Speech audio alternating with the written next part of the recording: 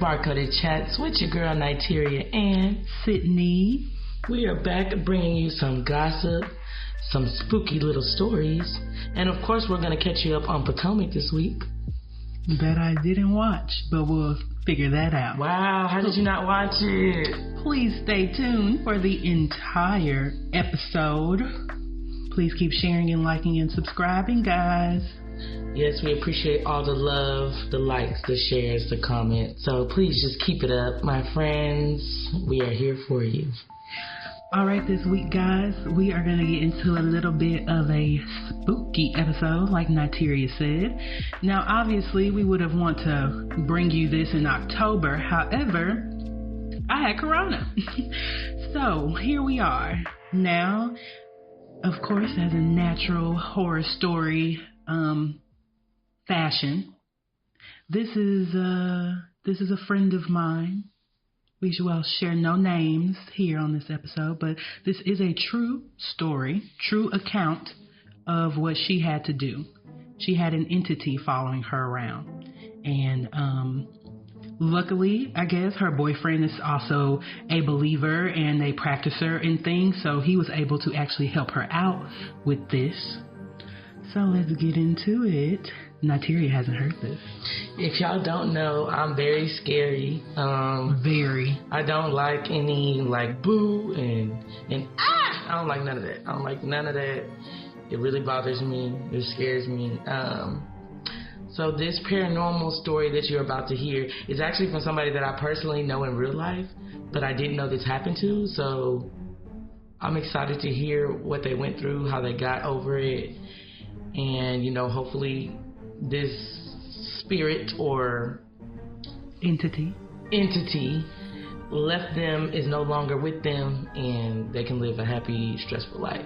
Stress-free life, because I would be stressed if that was me. Here we go. So this story takes place in 2016. This is right after her grandfather died. And I will also mention, after her grandfather died, she lost about 2 to 3 more of her family members within a year and a half. Wow, we don't know if that's related to this figure as well, but that is what happened. I was there for it. So after her grandpa died in 2016, that's when she started to kind of notice a lot of weird shit happen. She would go to sleep and wake up with just weird, vivid dreams, and always of a long, tall, black figure with no face. That's usually what was in her dream, looking at her, saying that's like the only thing she would see. That scares me, because that reminds me of the movie Insidious. Yeah, she kind of says like that a little bit. I'll get into that a little bit. That is terrifying. So, fast forward a little bit. I enter the story, me, her, and another good friend of ours. We went to this club here in Houston. We went out one night, had a little fun. And we took a picture. I wish I had this picture, because I would low-key post it on our story or something. But she can't find it. I mean, I may try to go look for it, but I don't see how I would have it either, because I don't think I have that phone from 2016. Maybe Google Photos. But in this photo, she didn't notice it that night or anything. She was, after she happened to look back at it, right behind, it's the 3 of us, we're photo, how girls take a picture, hands on behind the back, all type shit, we're close. And she took a closer look, and right in behind her was that long, tall, black figure with no face in the picture. She could see it clear as day. And she showed it to her boyfriend, and he saw it clear as day. Okay, so quick question. So if you, for example, you said you took this picture and she's seen the image. So if you seen the picture, would you see the image, or would only she see the image? That's why I wish I could find it, because I remember taking that picture and I don't remember seeing anything like that, but that's why I wish I could find it. And I know you said that her boyfriend was also in tune to it, so maybe that's why he could see it as well. But I just want to know, if you don't see those images, would you recognize the image? Is what's That's a good scary. Question. I'll follow up. But that's what she saw. So after they kind of figured this out, and a couple of other weird things would happen to her, just around the house and whatnot, and where it's not kooky, weird things that fell off the counter, like weird things, that could cause her physical harm, like it was trying to possess her. Fast forward. This is pretty much, they had to wait for a full moon. So we all know how often those come about, so they had to pretty much wait for that to happen. And so it was late at night. Her boyfriend went into the woods. He got a goat, a real goat, because that's really it's not like a movie gimmick, or he got an actual goat. Pause. Okay, so where would he find a goat in the middle of the night? I mean, I think he had it already. Brought it with him. But this is a part of what they have to do to get rid of this. Yes. Is get a real goat, a live goat. Yes, a live, real goat. Okay. It's to trap the entity. So he got the goat, took it out into the woods. He sliced the goat's throat. He also sliced his hand as well. And then he buried the goat. He performed, that's pretty much the ritual. And so that's how it's a ritual in order to trap the entity into the goat. And then he buried it. So as long as that goat stays buried, she is no longer harmed. And she hasn't had any more sightings or anything else happen to her after he performed that ritual in the woods. I wish y'all could see my face right now. No, she's looking at me. I'm just like in awe. It's just like King Solomon and his ring, how he trapped the demons. It's that kind of stuff. And so I got to talking to her boyfriend a little bit more. And so he was that's a little bit what he told me. That's why everybody wanted, chasing after the ring. It had the demons in it.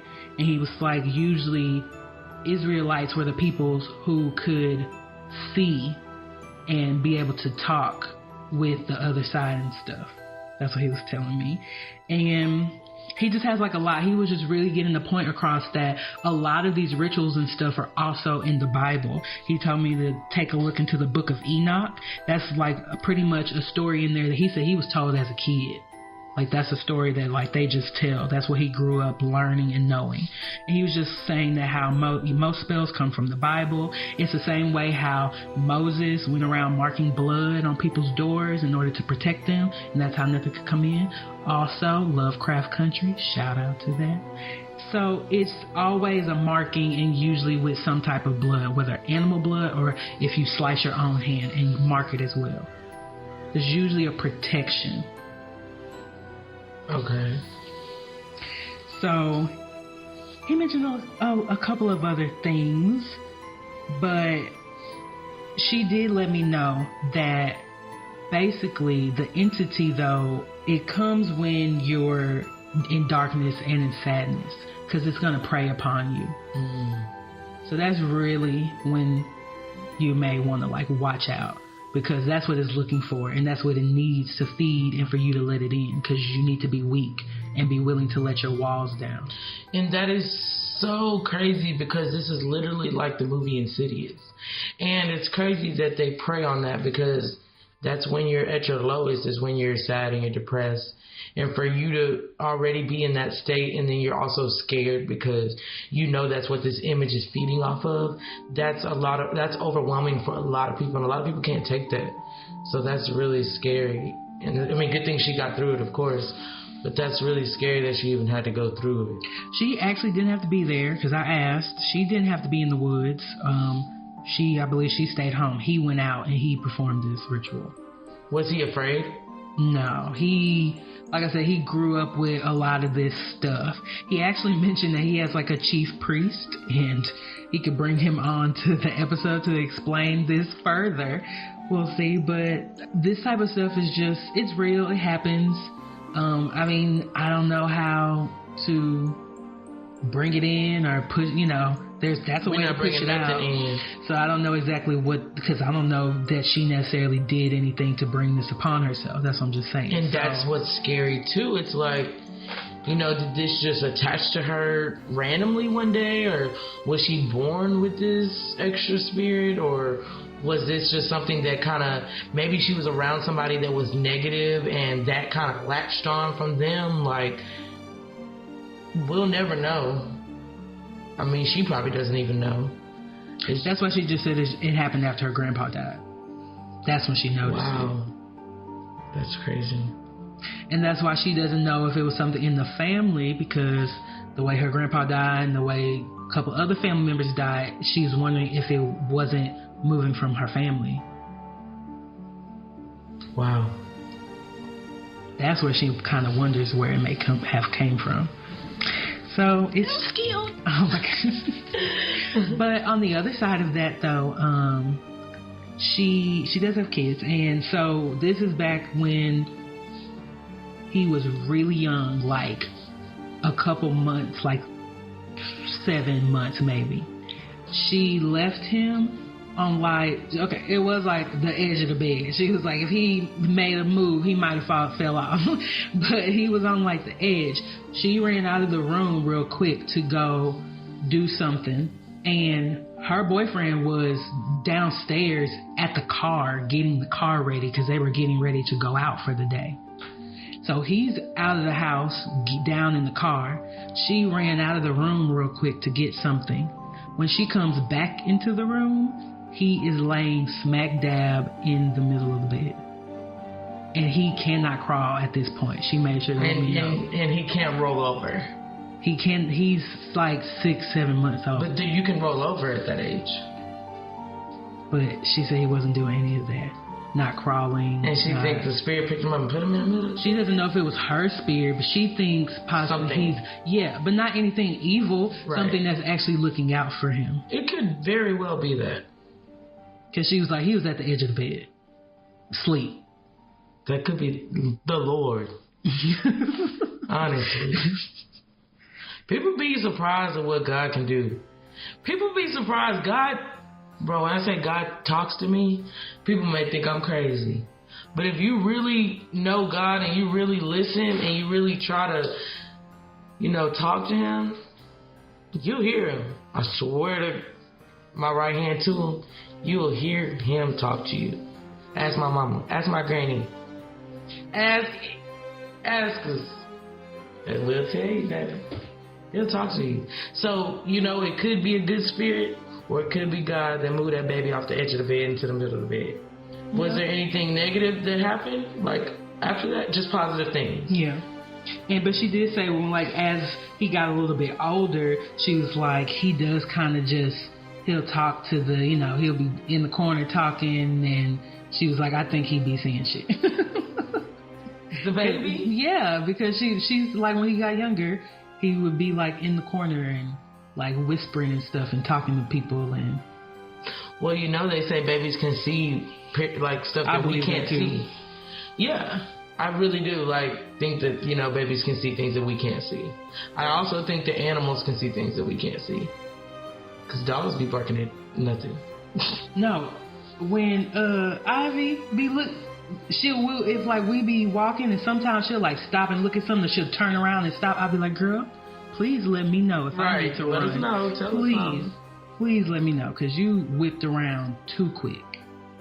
But that is the story. But we really just wanted to bring that and open up just the topic of entities and how that shit is just real and it's able to come into your life. I know we all saw the phenomenon that is Paranormal Activity. I mean, we were like sophomores in high school when that shit came out, or juniors, something. Yeah, like it scared me. It was scary. Looking back at it now, it's not that scary, but it's a good movie. Yeah. I mean, if you know me, I'm like so into just all types of I just don't believe that we are the only people like on this earth, in this galaxy. Like, there's just way too much out there for us to be the only humans walking around. We're not that special. Okay, so if you don't think we're the only humans on earth, what else is there? I believe there are other forms of humans. There as what? Aliens? As us. But they're not on humans? Other planets. Oh, no, on other planets. I'm thinking you saying it's us on Earth, but it's not humans. No. Which one are they? Robots? iRobot? The fuck? There could be other us's out there, but on different planets. Oh yeah, Jupiter. They're probably living it the fuck up. Mars, straight parties. Well, ain't nobody on Mars because we trying to get out there. But is we? No, we are. They still sending shit up there.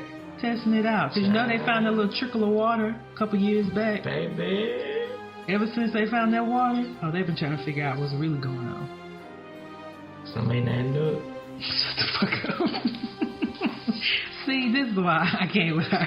And see, I'm not the type to look into like noises and no, bitch, I hear a noise, I'm going the other way. The fuck you mean? Like, I'm not gonna, what was that? Bitch, I don't care what it was. I don't want to know.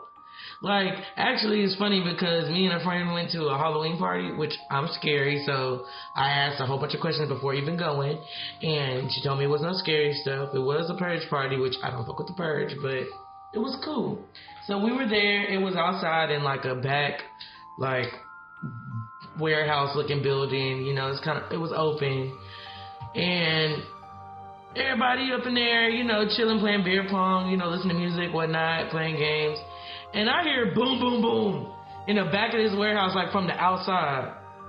Nobody moves. Everybody's still playing, drinking. Like, I'm looking around. My homegirl like, what's wrong with you? Excuse me. Did you not hear that banging coming from the back of this warehouse? Mind you, me and my friend are the only black people here. I came with her. We're, you know, everybody else is, you know, Hispanic, Latinos, you know, my people. And I'm the only one looking like, hello, we about to die. Nobody cares. Nobody wonders. Okay, luckily it was not a killer because I'm still here, but it very well could have been. So that's why you gotta be observant and you gotta be listening like your girl here. Huh? What was said? What was that? No, stay vigilant, stay aware. That's why I like fucking with hood niggas. They keep me aware. Yeah, and also kill your ass, so. But, yeah. That's what we wanted to bring to you guys today before we jump on over into another spooky topic. I'm just playing. Right. Potomac, stay with the shit. Real Housewives of Potomac, y'all. Let me pull this up. So, the first person I want to talk about this week is Ashley. Let's talk about Ashley, because she's the main one I remember. What did she do? She went on a trip, you know, with the girls or whatever, and she calling home.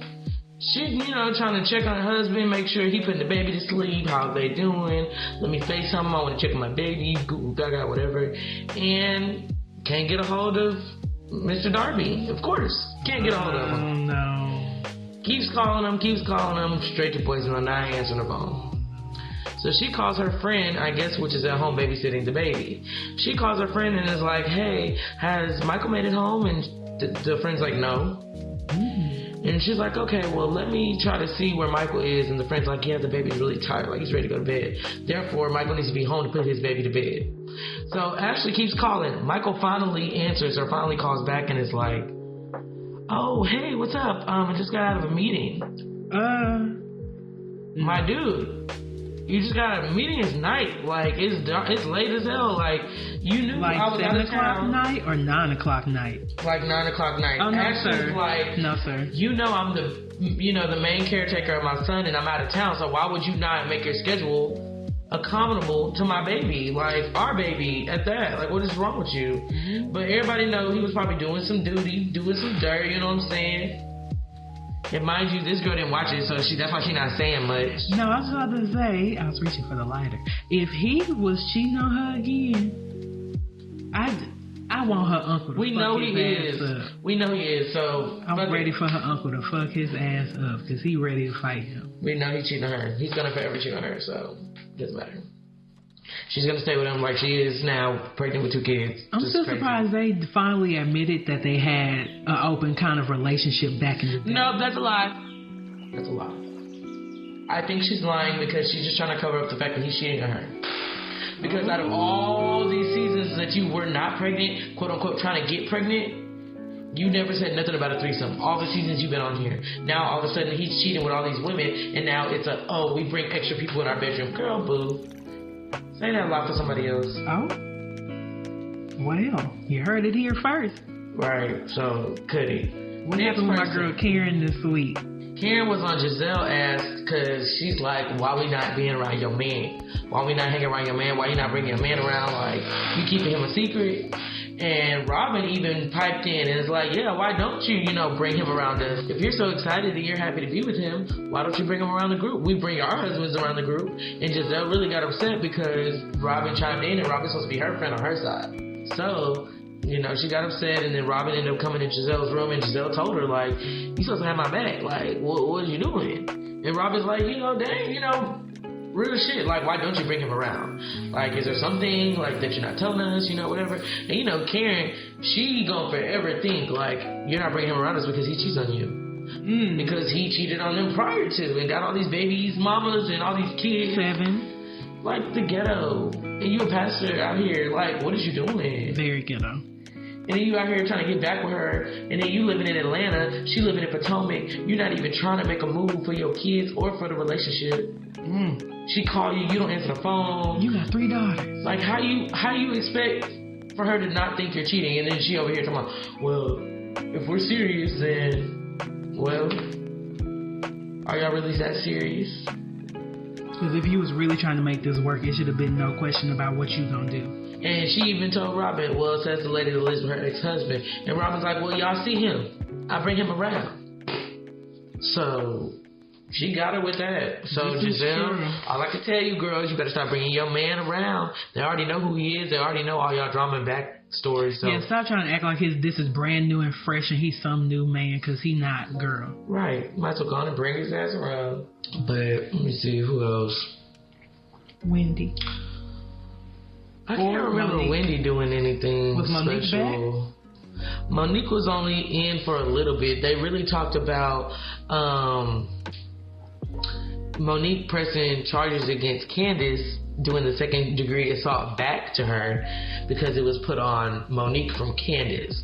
So Monique is just throwing that hoe back at her like, shit, okay, well, shit, my lip got busted by the glass, so I'm gonna just do second-degree assault too. And so they don't agree with that, of course, and they went on this girls trip and to Portugal, and they did not invite Monique. And I forgot who met with her. Somebody met with her and told her that they was going on a girls trip, and Monique was like, oh, like, okay. Probably Karen. I think it was Karen. I don't know. I can't remember. She the only one that's still talking about shit. Because when nobody else got her. So, child, they went on the little Portugal trip. Giselle messy ass, Mike. It might have been Giselle. Actually, it might have been my her. bet is on Karen or Giselle because they the only 2 bitches that would tell her some shit like that. Yeah, it was one of them two for sure, for shit show. But yeah, they went on a little Portugal trip without Monique, and child, Ashley looking for her man, and Candace over here battling this. Do y'all hear this awful dog in the background? It sounds like it's getting strangled. No, literally. But it's not. It's just barking like a little bitch. Okay. It is, but it is.